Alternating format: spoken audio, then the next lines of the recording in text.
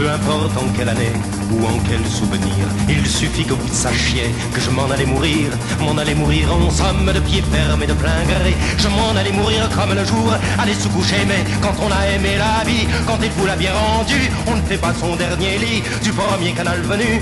On ne lui fait pas l'insulte de mourir ad libitum, de partir comme un inculte sans boire un dernier coup de rhum. À la santé de ceux qui restent.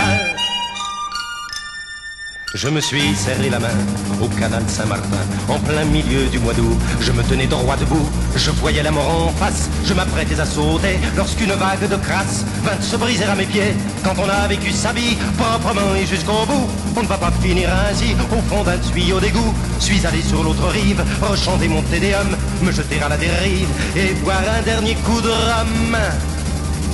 À la santé de ceux qui restent. Le coin n'était pas funeste, mais le vent était froid. Prudent, j'ai gardé ma veste et mon écharpe de soie. Puis dans un élan suprême, comme j'allais me noyer, une fille sans problème vint me regarder baigner. Quand on a fait du spectacle à l'envers et à l'endroit, on voudrait bien sans obstacle faire le dernier pour soi. J'ai voulu m'y funérailles dans un certain décorum. J'ai attendu qu'elle s'en aille et j'ai bu un dernier coup de rhum.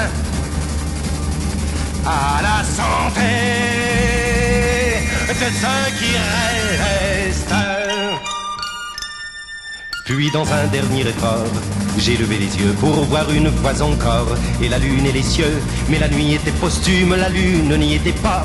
Dans un mélange de brume, le jour se levait déjà. Quand on a vécu la nuit, on n'a jamais eu sommeil. On ne va pas mourir ainsi en plein jour et au soleil. J'ai réduit mes funérailles au plus strict minimum. C'est la mort dans les entrailles que j'ai bu un dernier coup de rhum.